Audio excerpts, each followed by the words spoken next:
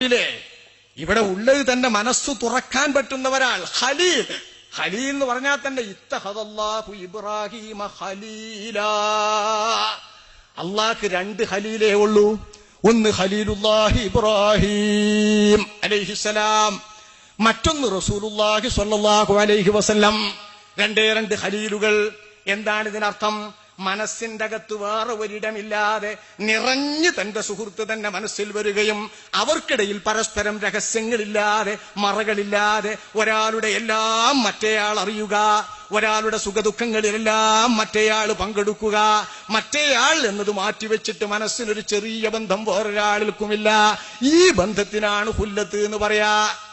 അള്ളാന്റെ റസൂല് പറഞ്ഞില്ലേ, ദുന്യാവിൽ ഒരാളെ അല്ലാതെ ഞാൻ ഖലീലാക്കുമെങ്കിൽ ലത്തഖൽതു അബൂബക്കറിൻ ഖലീലാ, അബൂബക്കർ എനിക്ക് ഖലീലാകുമായിരുന്നു. പക്ഷെ അബൂബക്കർ ഖലീലല്ല.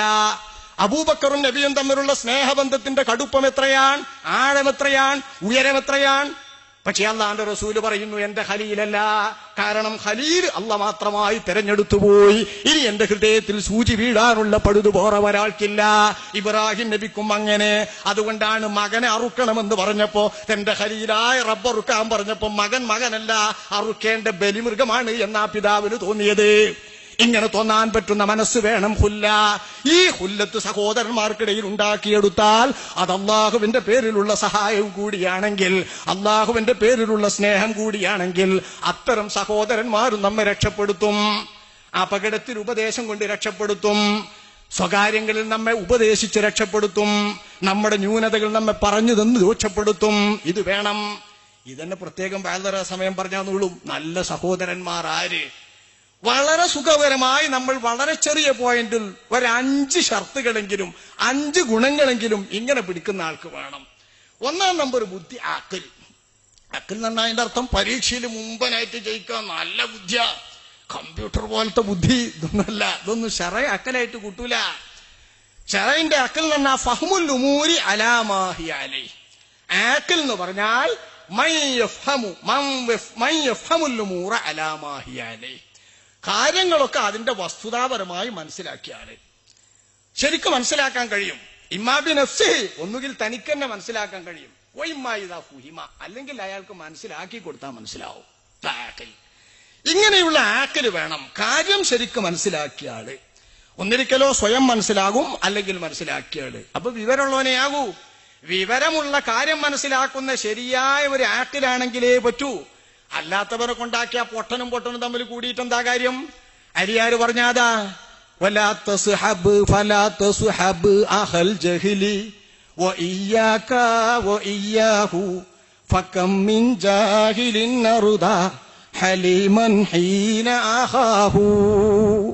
ഫലാ തസ്ഹബ് അഹൽ ജഹ്ലി വഇയ്യാക വഇയ്യാഹു ഫകം മിൻ ജാഹിലിൻ നറുദാ ഹബീബൻ ഹലീമൻ ഹീന ആഖാഹു. വിവരം കെട്ടവനെ നീ സഹോദരനാക്കി പിടിക്കല്ല. നമ്മളീ പറയുന്ന സഹോദരനായത് ഭാര്യാഭർത്താക്കളെ അഖദ് ചെയ്തുണ്ടാക്കുന്നത് പോലെ, സഖ്യം ചെയ്തുണ്ടാക്കുന്നത് പോലെ, ഇടപാട് ചെയ്തുണ്ടാക്കുന്നത് പോലെ ഞാനും നിങ്ങളും തമ്മിൽ സുഹൃത്തുക്കളാകുന്നു. നിങ്ങളെ ഞാൻ അഖാക്കുന്നു, നിങ്ങൾ എന്നെ സ്വീകരിക്കണം, നിന്നെ ഞാൻ സ്വീകരിച്ചു എന്ന് വാക്കുകൊണ്ട് അഖദ് ചെയ്ത് സഹോദരനാക്കുന്ന ആള് വിവരദോഷിയാകരുത്. വഇയ്യാക വഇയ്യാഹു, അകന്നു നിൽക്കണം വിവരം കെട്ടവനോട്. ഫകം മിൻ ജാഹിലിൻ അർദാ ഹലീമൻ ഹീന ആഖാഹു. ഇങ്ങനെ സഹോദരനാക്കി ജാഹിലിനെ തെരഞ്ഞെടുത്താൽ എത്രയെത്ര ശക്തിയുള്ള, സഹനമുള്ള, നല്ല അമർച്ചയുള്ളവരെയാണ് പടുവിഡ്ഢികൾ അബദ്ധത്തിൽപ്പെടുത്തിയത്. പടുവിഡ്ഢികളുടെ ഉപദേശം കേട്ട് എത്ര ആളുകൾ ഒറ്റുകൊടുക്കപ്പെടും. ഈസാ നബി അലൈഹിസ്സലാമിനെ പോലും പടുവിഡ്ഢിയായ ശിഷ്യൻ ഒറ്റുകൊടുത്തില്ലേ? തുച്ഛം വിലക്ക് വിൽക്കില്ലേ? ജാഹിലുകൾ ഇതാണ്. യുഖാസുൽ മർഉ ബിൽ മർഇ ഇദാ മാഹു വമാശാഹു വലിശൈഇ മിനശ്ശൈഇ മഖായിസും വഅശ്ബാഹു വലിൽ ഖൽബി അലൽ ഖൽബി ദലീലുൻ ഹീന യൽഖാഹു. ആളുകൾ തമ്മിൽ അഖായാൽ അല്ലാഹുവിന്റെ റസൂൽ പറഞ്ഞിട്ടുണ്ട്, അൽ അഖു മിർആത്തുൽ അഖ്. ഒരു സഹോദരൻ തന്റെ സഹോദരന്റെ കണ്ണാടിയാണ്. തന്നെ മുഴുവനായി തന്നെ സഹോദരനിൽ കാണാം.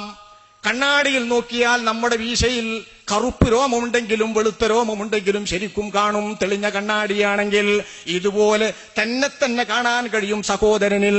ഇങ്ങനെയുള്ള കണ്ണാടിയാകുമ്പോ യുകാസുൽ മർഉ ബിൽ മർഇ ഇദാ മാ ഹുവ മാ ശാഹു. ഒരാളെ മറ്റൊരാളോടൊപ്പം നടക്കുമ്പോൾ അയാളെ പോലെ വിധി എഴുതും. മദ്യപാനിയുടെ കൂടെ നമ്മൾ നടന്നാൽ ഓൽ രണ്ടാളും കമ്പനിയാ. ഓ മറ്റോന്റെ പാടേ, ഓ മറ്റോന്റെ പാടേ എന്ന് പറഞ്ഞിട്ടില്ലേ? ഓ മറ്റോന്റെ പാടേ എന്ന് പറയുന്നത് ശരിയായ ഒരു വാക്കാണ്. യുകാസുൽ മർഉ ബിൽ മർഇ ഇദാ മാ ഹുവ മാ ശാഹു. കൂടെ നടന്നാൽ ആളെ ആളോട് കൂട്ടും. വെറുതെ കൂട്ടൽ മാത്രമല്ല,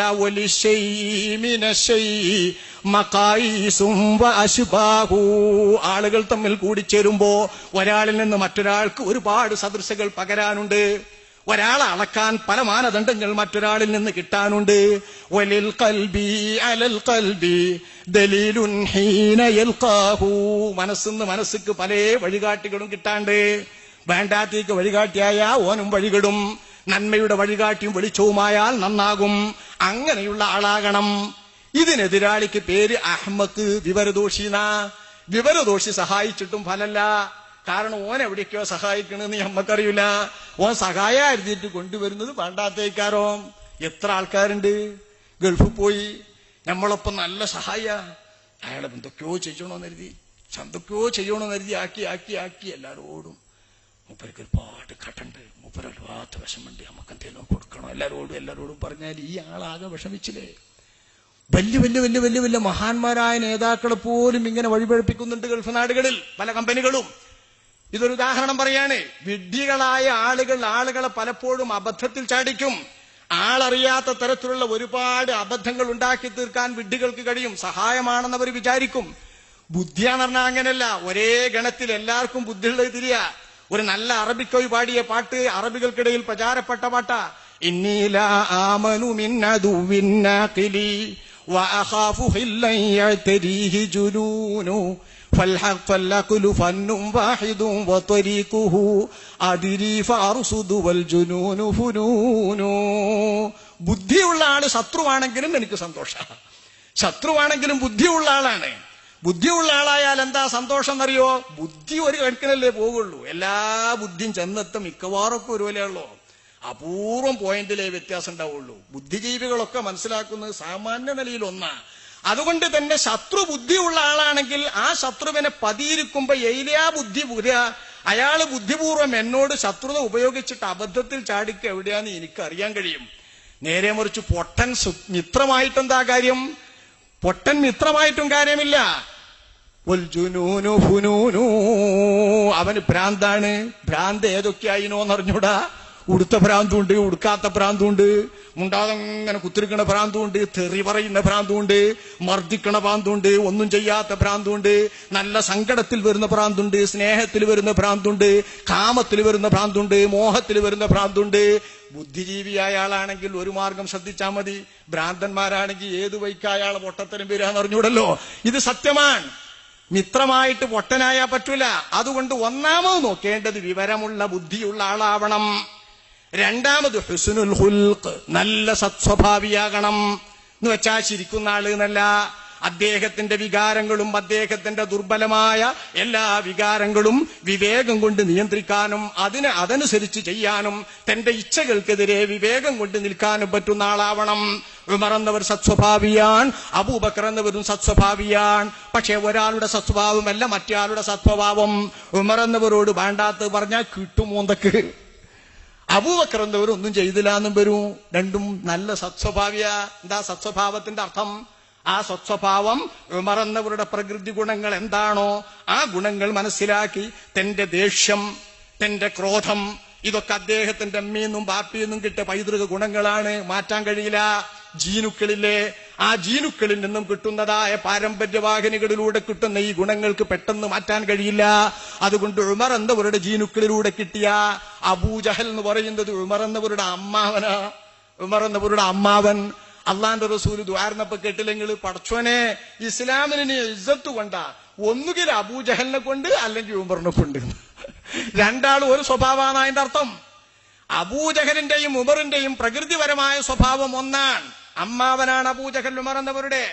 അബൂജഹലിൽ നിന്ന് ഉമർ എന്നവർക്ക് പൈതൃകമായി കിട്ടുന്ന ഗുണമുണ്ട് എന്നർത്ഥം. ആ ഉമറിനെ ഇസ്ലാമിലെ രണ്ടാമനാക്കി, അള്ളാഹുവിന്റെ റസൂലിനെ രണ്ടാമത്തെ സഹയാത്രികനാക്കി മാറ്റിയത് ഇസ്ലാമാണ്, റസൂലാണ്, ഈമാനാണ്. എന്താണ് ആ ഈമാൻ ഉണ്ടാക്കിയ പരിവർത്തനം? ആ ഈമാൻ ഉണ്ടാക്കിയ സ്വഭാവവിഷ്ടം. ക്രോധമുള്ള ഉമറിനെ, ഗൗരവമുള്ള ഉമറിനെ, കാർക്കശ്യമുള്ള ഉമറിനെ അത് ദീനിന്റെ പേരിലാക്കി വളർത്തിയെടുത്തു. കരുണയുള്ള സിദ്ദീഖിനെ, കരുണയുള്ള അയ്യപ്പാവുമുള്ള ദയയുള്ള സിദ്ദീഖിനെ അള്ളാന്റെ ആൾക്കാരോടുള്ള കരുണയാക്കി വളർത്തിയെടുത്തു. ഇതാണ് റസൂലുള്ളാഹി സൃഷ്ടിച്ചത്. രണ്ടും സത്സ്വഭാവമാണ്. അപ്പൊ സത്സ്വഭാവം എന്നാൽ അതിനർത്ഥം അവനവന്റെ പ്രകൃതി ഗുണങ്ങളുടെ ദൗർബല്യങ്ങളെ അതിജയിച്ചുകൊണ്ട് വിവേകവും അറിവും അനുസരിച്ച് പ്രവർത്തിക്കാനും സഹായിക്കാനും പറ്റുന്ന സുഹൃത്തെ. മറ്റൊന്നുള്ളത് ദുർനടപ്പുകാരനും വൻദോഷം ചെയ്യുന്ന ആളും ആകരുത്, ഫാസിഖാവരുത്. കാരണം ഫാസിക്ക് തുച്ഛ വിലക്ക് ആളെ വിൽക്കും, അങ്ങനത്തെ ആളാകരുത്. വേറൊന്നുള്ളത് മുബത്തദിയാകരുത്, പുത്തൻ വിശ്വാസി. കാരണം അയാൾക്ക് മുസ്ലിം തലമുറയെ തന്നെ വിശ്വാസമില്ല. എല്ലാ മുസ്ലിമീങ്ങളും പേച്ചു എന്നാ പറയുന്നത്, അല്ലേ? ചെറുതായി കാണരുത്. ഇത് ഞാൻ ഒറ്റയ്ക്ക് പറയല്ല. ഇമാം ഗസാലി റളിയല്ലാഹു അൻഹു, ഇമാം ശാഫിഈ റളിയല്ലാഹു അൻഹു സഹോദരന്മാരാക്കാൻ പഠിപ്പിച്ച നമ്മുടെ എല്ലാ ഇമാമുകളും പഠിപ്പിച്ചതാണ്. ബിദ്അത്തുകാരനാവരുത്. എന്താ ബിദ്അത്ത്? ഒരു കാലത്ത് മുസ്ലിം തലമുറ ഒന്നിച്ച് വിശ്വസിച്ച് വരുന്ന വിശ്വാസം അബദ്ധമാണെന്ന് ജൽപ്പിക്കുന്നയാൾ, ഓൻ ആര്യാ പിന്നെ വില? ഒരു കാലത്തെ മുസ്ലിം തലമുറ ഒന്നിച്ച് പേച്ചു എന്ന് പറഞ്ഞാൽ പിന്നെ അയാൾക്ക് ആരാ ഇസ്ലാം കൊടുത്തത്? നമ്മളൊന്ന് ആലോചിച്ച് നോക്കി. അയാൾക്ക് കിട്ടിയ ഇസ്ലാം പിഴവ് തീർന്ന ഇസ്ലാമാണെന്ന് എങ്ങനെ പറയും? അങ്ങനെയാണ് ഇവിടത്തെ ഇസ്ലാഹി പ്രസ്ഥാനം എന്ന പേരിൽ വന്നിട്ടുള്ള ഇപ്പോഴത്തെ പുത്തൻ പ്രസ്ഥാനത്തിന്റെ ഒക്കെ നില. 921 ശേഷം ഓല് രൂപീകരിച്ചിട്ട് അവിടെ ഒന്ന് നന്നായത്. അതുവരെ മനുഷ്യനാകെ ഇരുളിലേന്, കുരുട്ടിലേന്, മറ്റിലേന്, മർച്ചിലേന് എന്ന് പറഞ്ഞാല് മാലിക് ഇബ്നു ദീനാർ മുതൽ കേൾക്കുന്ന ഇസ്ലാം ഒക്കെ ഇവിടെ പേരിലേന്നല്ലേ. പിന്നെ ശുദ്ധ ഇസ്ലാം ഇവർക്ക് ആരു നൽകി? അതാണ് മുബത്തദിന്റെ ദോഷം. ചിന്താപരമായി അവൻ വളരെ മോശമാണ്. അതുകൊണ്ട് ആ മോശമുള്ള മുബത്തദിയാകരുത്. മുബത്തദിയായാൽ അവന്റെ ബിദ്അത്ത് നമ്മിലേക്ക് വ്യാപകമാകും. അതുകൊണ്ട് ബിദ്അത്തുണ്ടാകരുത്, ഫിസ്കുണ്ടാവരുത്. ദുന്യാവിന്റെ താല്പര്യങ്ങളിൽപ്പെട്ട് ആർത്തിയുള്ളവനാകരുത്. പണത്തോട് ആർത്തി, സുഖത്തോട് ആർത്തി, സൗകര്യങ്ങളോട് ആർത്തി, ദുന്യാവിന്റെ എല്ലാ സൗകര്യങ്ങളോടും ആർത്തിയുണ്ടോ ആ ആർത്തിയുള്ളവനാകരുത്. ഇങ്ങനെയുള്ള പഞ്ചഗുണങ്ങൾ ഉൾക്കൊണ്ട സുഹൃത്തിനെ കിട്ടിയാൽ ആ സുഹൃത്തിനെ കൊള്ള, ആ സുഹൃത്ത് വിവരമുള്ളവനാവുക. അത്തരം സുഹൃത്ത് ശരിയായ നിലയിൽ നമ്മുടെ ഉള്ളു തുറന്ന് എല്ലാ ഹൃദയത്തിന്റെ അകത്തെ രഹസ്യങ്ങളും അറിഞ്ഞ് നമ്മളെ കൂട്ടിയിട്ടൊരു സുഹൃത്താക്കിയാൽ ഒരുപാട് ദുഃഖങ്ങൾ നമുക്ക് പങ്കുവെക്കാം, ഒരുപാട് സന്തോഷങ്ങൾ പങ്കുവെക്കാം. ഇങ്ങനൊന്നും ഒരാൾക്ക് ഇല്ലാന്ന് വെച്ചാൽ ഓമ്പിന്റെ മനസ്സിന്റെ ഉള്ളിൽ ഇട്ടിട്ട് ഇങ്ങനെ കുറ്റിക്കിട്ട് ഇങ്ങനെ പിന്നെയാണ് ഈ ആത്മഹത്യ എന്നറിയാം.